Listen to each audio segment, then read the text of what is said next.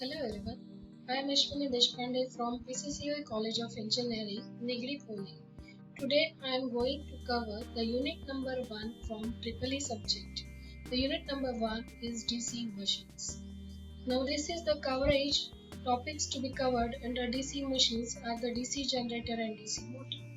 Under DC generator, we just have to cover the 30% of your unit and 70% of unit is covered with the DC motor. Now this is the DC generator in which basically it is the energy conversion. Energy conversion in the sense of electrical to mechanical or from mechanical to electrical. So DC machine can be work as a generator as well as a motor. So in the DC generator, we are going to convert the mechanical energy into electrical energy, and in the opposite, in the motoring action or in the motor, we are going to convert electrical energy into mechanical energy.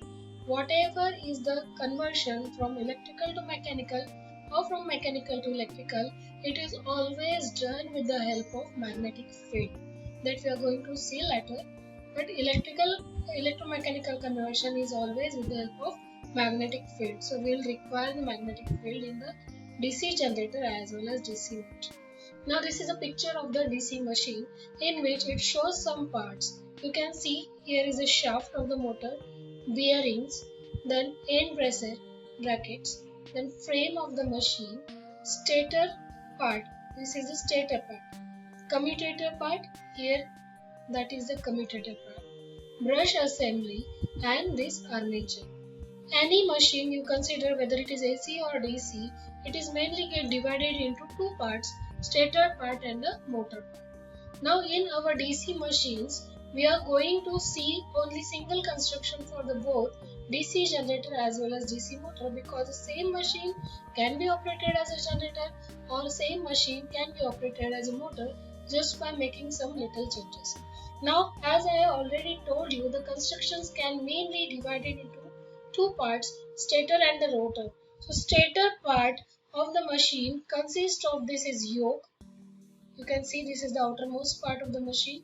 Then poles, these are nothing but the poles, and the winding which is wounded over it, it is called as a field winding. So stator part of the machine consists of mainly yoke, pole and field winding, we can see. And the rotor means which will be rotating part of the machine, and that rotor part you can see which is the center part of the machine. Here we are seeing this is the rotor. The rotor consists of mainly the armature core. This is the slotted structure you can see over the periphery. We have the slots of this that are nothing but the armature core. The dots are nothing but the armature conductors, commutator segment and brushes. What is the function of each part? We are going to see it in the details. So this table gives you the parts and functions. So as I have already told you, the stator consists of yoke, pole and field winding. Actually, yoke is not the part of stator or rotor, it is just a outermost covering. So yoke is nothing but the outermost covering which will give the firmness or the support to the motor, as well as it will give the protection against the moisture, dust, gases, etc. As well as it will provide the low reluctance path. What do you mean by low reluctance path? Which will give the opposition to the flow of flux is the reluctance, and we want the low reluctance. This low opposition we want because we required a magnetic field. It is related with the magnetic field. Now pole. Pole are having two parts, pole core and pole shoe. Pole core are nothing but which carry the field winding, and it directs through the air gap to the armature core. It enlarges, pole shoe enlarges the area of armature core to come across the flux, because as we have to convert the energy, we require a uniform magnetic field inside the machine. So for that we require the uniform distribution of flux. Now the field winding. The winding which carries a current and which is wounded over the pole is called as the field winding, and it is responsible for production of the magnetic field. We are using the electromagnets. I hope you know the electromagnet. Electromagnets are nothing but the magnetism is get acquired whenever the winding is wounded over the magnet. So electromagnets are there, that's why we require the field winding. Now this is up to the stator part. Armature part of the machine. In armature, there are armature core, which is a cylindrical structure, and it is having the slots over its periphery to mount the armature winding over it. So generation of EMF takes place in the armature winding in case of generator, and in case of motor, to supply the electrical energy we require the armature winding, because we have seen the difference. Input is the electrical energy in case of motor, and in case of generator mechanical energy is in. So accordingly we require the armature winding for the both. The next part is the commutator. Why we require the commutator? Commutator facilitates the collection of current from the armature. In case of generator, commutator converts AC into DC, and in case of motor, it produces unidirectional torque. So what is the requirement of conversion of AC into DC in the DC generator? Though we are saying it is a DC generator, the current or the EMF which is induced in the rotor conductor are alternating in nature. And as we are saying it is a DC generator, we need to convert that AC into DC with the help of commutator in case of generator. Now the brushes. These brushes collects the current from the commutator and make it available for external circuit. And also it avoids the wear and tear of the commutator. Means we don't want the friction. So to avoid that friction, the brushes are used. So this is nothing but the main parts of the machine which we have to write in the theory question, explain the construction and working of the machine. So basically, in short, the machine is divided into two parts, stator and rotor, and the electrical energy conversion is in magnetic field with the help of magnetic field. Now our next slide is the working principle of DC generator. So what is the working principle? Generator. Generator means it generates the electricity. So it works on the Faraday's law of electromagnetic induction. What is that? Whenever a conductor is moved in the magnetic field, an EMF is induced in the magnitude of induced EMF. EMF is induced, and magnitude of induced EMF is directly proportional to rate of change of flux linkage. This EMF causes a current flow in the conductor circuit if the conductor circuit is closed. What is meaning of that? Whenever there is a magnetic field, and if the rotating conductor, there is relative motion between the conductor and magnetic field. So either the conductors are rotating or the magnetic field is rotating. Anything is acceptable. So in case of generator, the conductors are moving inside the magnetic field, and as soon as the conductor starts moving inside the magnetic field, EMF will be induced in the conductor as per the Faraday's law of electromagnetic induction. And the direction of induced EMF is always given by Fleming's right hand rule. What is the Fleming's right hand rule? If you see that the thumb, middle finger and forefinger are arranged in such a way that they are perpendicular with each other, then the direction of force is given with the help of thumb. The forefinger will give you the direction of magnetic field, and middle finger will give you the direction of current. So from the right hand thumb rule, Fleming's right hand rule, we can get the direction of EMF induced in the motor. Now next is the EMF equation of the generator. Now EMF is get induced in the armature conductor. So what is the value of EMF is get induced, or on which factor that EMF is depend, that we can see with the help of EMF equation in the generator. Now we should get introduced about the new terms. What is the P? P is the number of poles in the generator, and N is equal to the speed of the generator in RPM. Phi is the flux per pole, Z number of armature conductors, total number of armature conductors, and A is the number of parallel paths. These four terms are understood, but the A is what? A is number of parallel path. Parallel path means whenever we are giving the supply, that current is get divided into the armature winding. So how many paths that is producing? That is nothing but the parallel paths in the generator or in case of motor. Now, as per the EMF equation of DC generator, as per the Principle of the generation. EMF is induced in a conductor when there is a relative motion in between the flux and conductor. So total flux produced by the poles are given by phi into P, and time taken to complete one revolution is 60 by N. So we know that EMF induced is equal to d phi by dt. So E can be equal to total flux upon time taken. So what is the total flux in case of this? The total flux are nothing but phi into P, and time taken to complete one revolution is 60 by N. So by just rearranging this term, I can get induced EMF on one conductor is phi Pn upon 60. Now the total induced EMF of DC generator is Eg. Eg is the representation of EMF induced in the generator. So total, if I want the total, it is for one revolution. So for total EMF induced, we will get phi p upon 60, and that is this term, into Z upon A. What is Z upon A? Z is equal to total number of conductors, A is equal to number of parallel paths. So actual we need how many conductors? Z by A. So total EMF induced in the DC generator, if you rearrange the term, it will be the phi Z and P upon 60A. A is equal to 2 for wave winding and A is equal to P for lap winding. So what is P? P is equal to number of poles. What is wave winding and what is lap winding? We will see in the next slides. What is wave winding and what is lap winding? Actually, these are nothing but the types of armature winding, how the winding is designed. So in case of lap winding, you can see here the overlapping is there, and in case of wave winding, it looks like a wave. In the lap winding, armature winding starts from the commutator one segment and it ends on consecutive segment of the commutator. Again, next winding or next turn is get start from the 2 and it ends on the 3.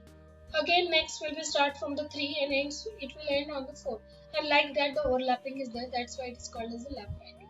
In case of wave winding, the distance is there, which is one pole pitch. And why we require this lap winding and wave winding? It is required for the MCQ point of view as well as for solving the numerical. So if it is lap wounded generator, we have to take the value of A is equal to P, and in the case of wave winding generator, we have to take the A is equal to 2. So number of brushes present in the lap winding is equal to number of poles in that machine. Number of brushes in the wave winding is always 2. Why lap wounded generator are always preferable for high current and low voltage capacity, and wave wounded generators are preferable for low current and high voltage capacity. And then last point is the lap wounded generators have the capacity more than 500 amperes, while in the wave wounded generator the capacity is less than 500 amperes. Now the types of DC machine. Whether it is a generator or motor, the classification is the same. DC machine is basically classified into separately excited, self-excited. The permanent magnet part is not for this unit. Okay, so we will focus on separately excited and the self-excited.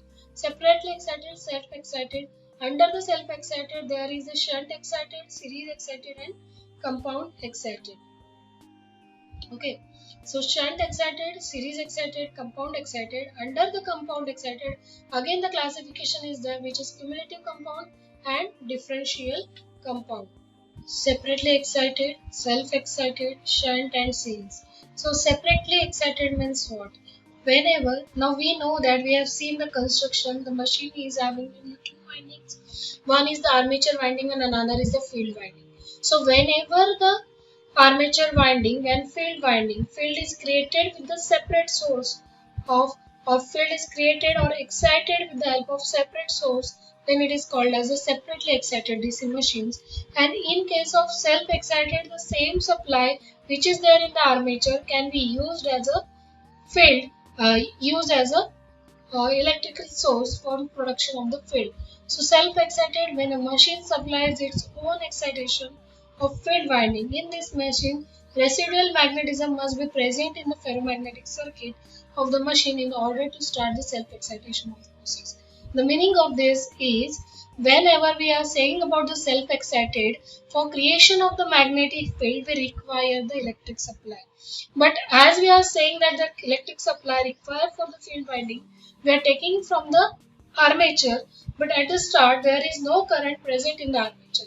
So in that case, for production of magnetic field, we require a residual magnetism. So with the help of that, the small magnetism is there, and with the help of that, we can start the excitation of the motor. So self-excited motor can be shunt machine and series. So shunt means what? So whenever the armature winding is connected in the parallel with the field winding, then it is called as the shunt machine. And in case of connection in the series, it is called as the series machine. Armature and field windings are connected in the series in case of series machine. Now this is more elaborate us about the types of the DC generator. Now these are the generator parts. So armature current, terminal voltage, electrical power developed and power delivered to the load. These are the main 4 points that are here represented with the help of the diagram. Now separately excited, I have already told you, suppose this is a field winding. It is a representation of field winding and it is representation of generator as well as motor. So when the field winding, and this is the armature winding, it represents the generator or the armature of the generator or motor. So field winding and armature winding are separate. This field winding is excited with the separate source of supply, then it is called as a separately excited generator. Now EMF is get generated in the armature winding. So this EMF will give you the current. Current will flow from the armature to the load. And this is the terminal voltage. IL is the load current or the line current. RA is the armature resistance and IA is the armature current. So armature current IA is equal to IL because whatever current is coming from the armature, it is going to the load as a load current. So IA is equal to IL. Terminal voltage V will be equal to total induced voltage is EG, and whatever the drop there in the armature is the IARA drop. So terminal voltage will be EG minus IARA. Electric power developed. In case of DC, we know that power is equal to voltage into current. So what is the voltage? EG is the voltage, and what is the current? IA is the current. So power developed is EGI. Power delivered to the load is equal to EGI. So these are the equations for the case of generator. Now next, self-excited DC generator. Under the self-excited, series and shunt, these are the two main parts. In case of series generator, as I have already told you that armature winding is in series with the field winding. So you can see that suppose EG is EMF induced in the armature, IA is the armature current and RA is the armature resistance. Now this is the field winding. Suppose the value of current flowing in the field is given by IF or ISE as it is in the series, we can use the suffix SE. So RSE is the resistance of the field winding, ISE is the current flowing in the field winding, and IL is again load current or line current. So armature current, the equation for the current is whatever current is produced in the armature, the same current will be flow in the field and that same current will be delivered to the load. So we can say that IA is equal to ISC is equal to IL in case of series generator. Now the terminal voltage V is equal to total voltage minus drops. So what is the total voltage? Total voltage is EMF induced in the armature. So it is EG. And what are the drops now? Now we know that there is some resistance present in the armature. So IARA drop is there. Now in series with this, the field winding is there. And field winding is also having some value of resistance. So ISC RSC is equal to the drop in the field. So total terminal voltage V will be equal to EG minus, we can say this I is equal to IA in bracket RA plus RSC. Just taking IA common because all the currents are equal. The current in all parties equal. So we can write the equation for the terminal voltage like this. Now power developed in the armature EG into IA is the value of the power. Now shunt generator. Shunt generator, you can see that what is the shunt? Shunt means parallel. So field winding and armature winding connected in the parallel in case of shunt generator. So whatever current produced here, which is IA, is come up to this point. After that it will get divided into IL and ISH. So ISH is nothing but the shunt current. RSH is nothing but the shunt resistance. So I can write the equation for the ISH. ISH is equal to V upon RSH. This is the terminal voltage V. I cannot take EG upon RSH. Okay, it will be the V upon RSH.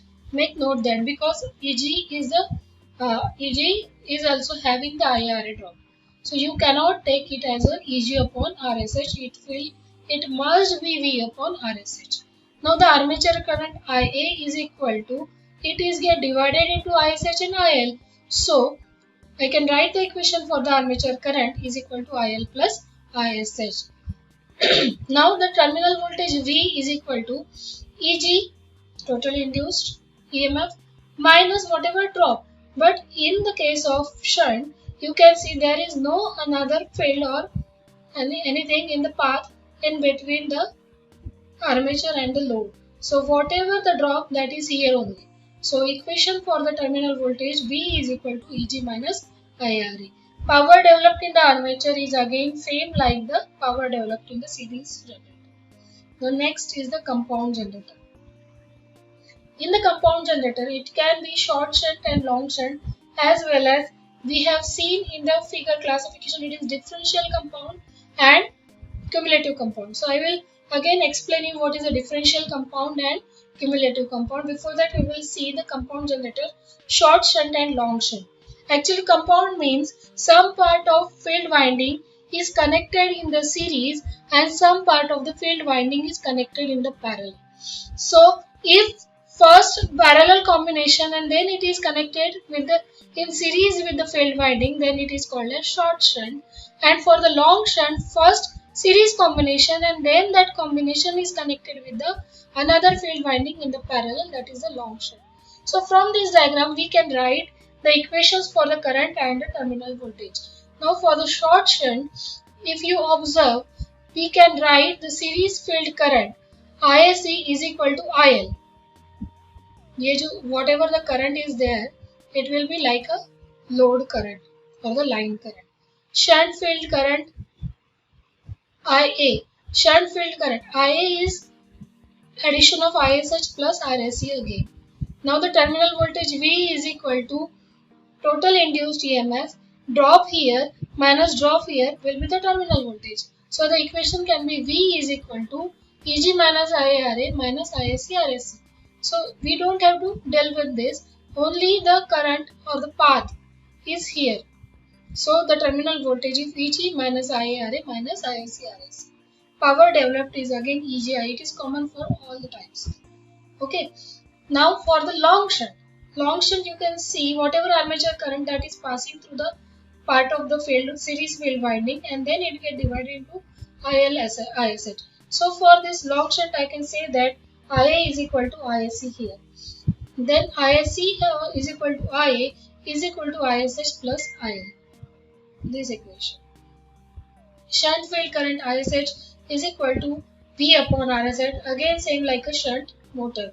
Terminal voltage V is equal to EG minus whatever drops here, there are two drops again, drop in the armature winding and drop in the part of series field winding. So it will be V is equal to EG minus IRA minus ISC RSC. So combined equation will be EG minus IA into RA plus RSC. Power developed is again same, which is EG into IA.